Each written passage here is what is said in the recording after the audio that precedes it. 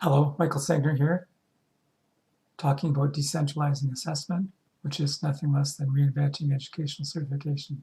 This presentation supports a proposal in Cardano Catalyst Fund8, which is called Study Buddy 3.0.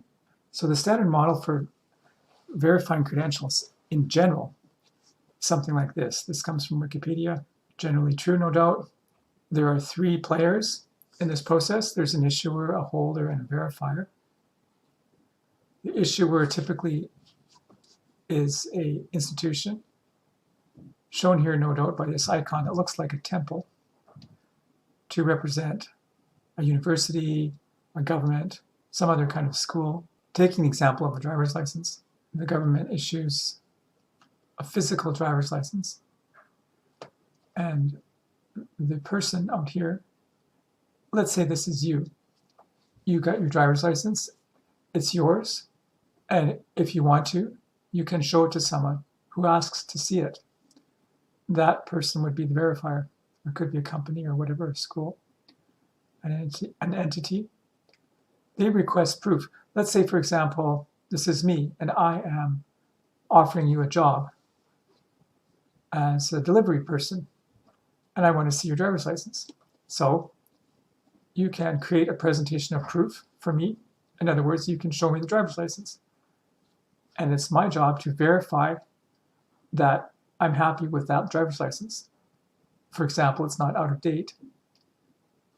And if I think it's all good, I sign off. I give you the check mark on your credential. Now, how do I know that's actually you in that picture? That is the responsibility of the issuer.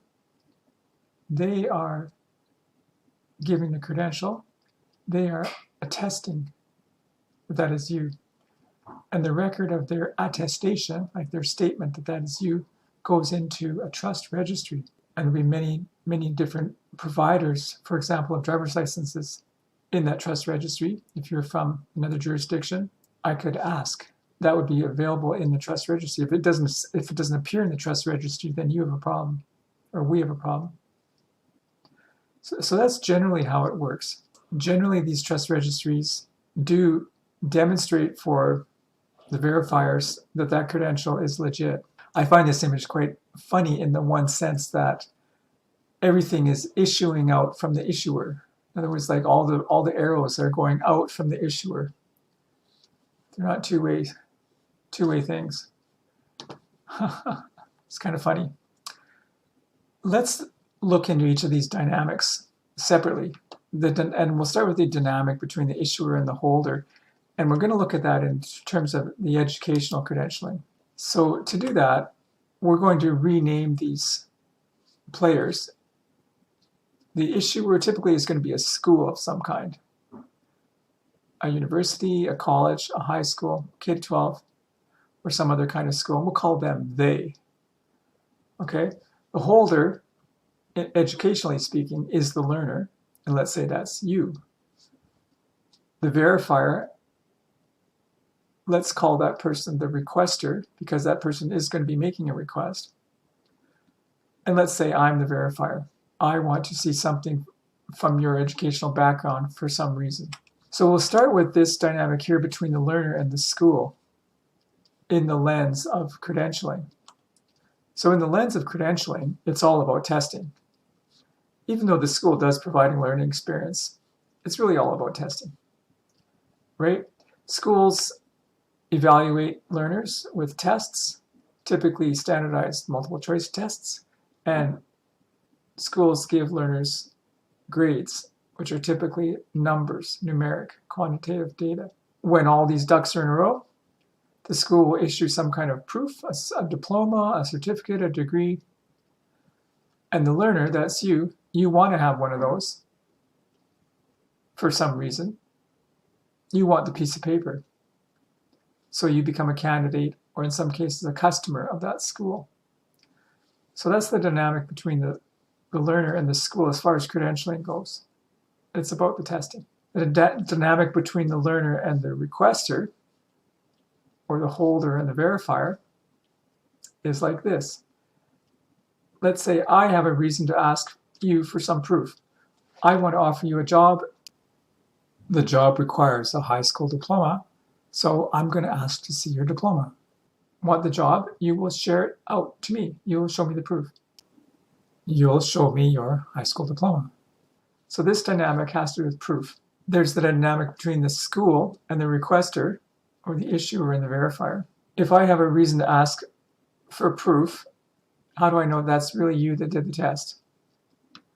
I'm going to depend on the institution for credibility, and the institutions are going to depend on the trust registries for their credibility. The institution's responsibility is to confirm that that credential did go to that person. For example, with universities, if my school is a graduate school, I would want to ask, where's your bachelor degree? So the school would be able to confirm that yes, you did get a bachelor degree, and that information would be stored in a trust registry. And this is where the centralization happens. The school's responsibility is to provide, or their role is to provide, a source of credibility for people that have a reason to ask about it.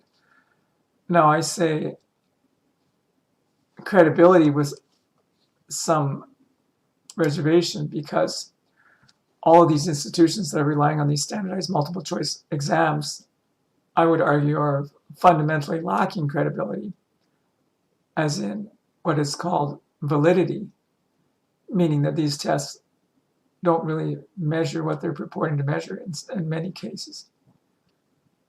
But that's another topic. Now, we are presenting a different model, and here's what it looks like. The players, to some extent, are the same. You as the learner, you're still the holder. Me as the requester, I'm still the verifier. But on the issuing side, we are suggesting that there's a study buddy group of 3 people, we're calling them the trifecta, that has the function of issuing. And it's not exactly the same, but it's sort of similar to the issuer, but with some key differences. Let's look at these 3 different dynamics as we did before, zooming in. So in this model, the dynamic between you as the learner and your learning pod, your group of 3 people, your trifecta, the dynamic goes something like this. You want to learn something, which is different from you want to get a paper. This is you actually want to learn something. And you want to create an artifact. You want to create that artifact because that's how you get validated. So that's what you do. You have a learning experience in association with this pod, and you create an artifact. Everyone in the pod is working on their own thing. But if you're all working in the same area, maybe people are learning from each other. Maybe not. It's not essential.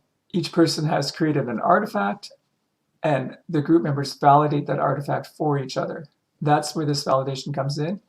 And in a sense, it's the issuing function, because that validation is what makes it legit. Now, the dynamic between the learner and the requester is also, again, all about proof. It's a little different, though, because I want to give you a space in my school. I want to see whether you did the prior degree. I want to give you some kind of employment. I want to see some kind of proof from you. I request that proof, and maybe more than one proof, that maybe I may need to ask more than once, as in you send me one, I see it, I still have questions, I ask for something else. Can you show me something showing this part? You send that to me. There may be several back and forth interactions. Does that seem laborious? Well, compared to writing exams and studying for exams, all of this takes work, of course, but if something important is on the line, the work is worth it at some point. So I request to see your proof, and since you've done the learning, you do have an artifact that you can show me. And if you decide to, and if I ask for it, you will share it with me. So that's dynamic here.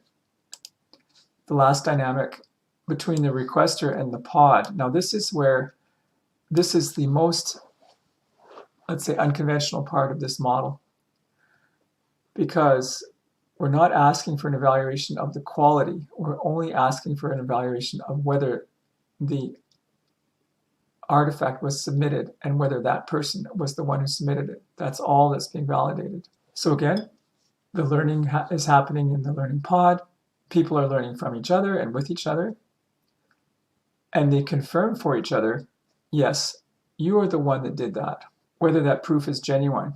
Me as the requester, I will be asking that, was it really you in that video that I saw? And the learning pod will say, yes, we guarantee that that is actually who you saw. Now you see in this model, it's somewhat different because unlike in the conventional model where I am depending on the institution to tell me that you are qualified, in this case, I am responsible to decide that for myself, looking at your evidence, whether you're qualified. It's up to me to decide whether you're qualified. So I'm not depending on an outside source, and that is what makes it decentralized. So let's summarize. There are two levels to this. This first level we've kind of already seen. We'll summarize it here. There's a holder, a verifier, and an issuing function. The holder is the learner, the requester is the verifier. The learning pod has the issuing function. So the holder, the learner, is creating proof by minting learning artifacts, creating stuff, and minting evidence of it out there. And if I want to, or if you want to, you can share it out. And at a granular scale, meaning depending what you've been asked for. If you need to show simply that you know how to drive a semi, that's one level. I might ask you, well, what do you know about air brakes? And then you would need to have a different video, different proof, possibly with a completely different pod of people, 3 people, but those people using the same process, the same validation to say, yes, this is you talking about air brakes. And I get to decide at some point whether this is a good fit. Another thing that I need to do is I need to locate people that are in the ballpark of whether they have those skills or not. So I would use keywords, for example, semi, 18-wheeler, air brakes, driver, class A, those kinds of search parameters. And using that search infrastructure yet to be developed, I would get proofs coming up from various people that have indicated that those are keywords in their proofs. I would know, and everybody would know, all the verifiers in the system would know that all those proofs are actually coming from the people that claim that they created those proofs. And that's really the main purpose of the learning pod. Those things get minted together, and there's infrastructure for that minting and file processing and all that. The third level of infrastructure needed here is some kind of communication infrastructure so that when I ask you about your qualifications, we can have a conversation, and it would be a simple conversation and it would be straightforward, really. Now, the second level of this is that this whole structure here, if this started to get multiplied in hundreds or thousands of these similarly constituted groups, there would start to be these amazing interactions between the groups. There would start to be an amazing ecosystem of learners learning on similar but not necessarily identical topics, and certainly not exactly in the same way by the same path. But we would be able to search who is doing what based on their keywords. And we'd be able to zoom in and find out. People could learn from each other in amazing ways. And there would need to be much more development about how this model would actually work in the details. But you can imagine that it would be a very rich ecosystem. So that's what we're proposing. Thank you. And if you have any questions, please let me know. Michael Sankner @protonmail.com, or please interact with our proposal on Catalyst. Thank you very much.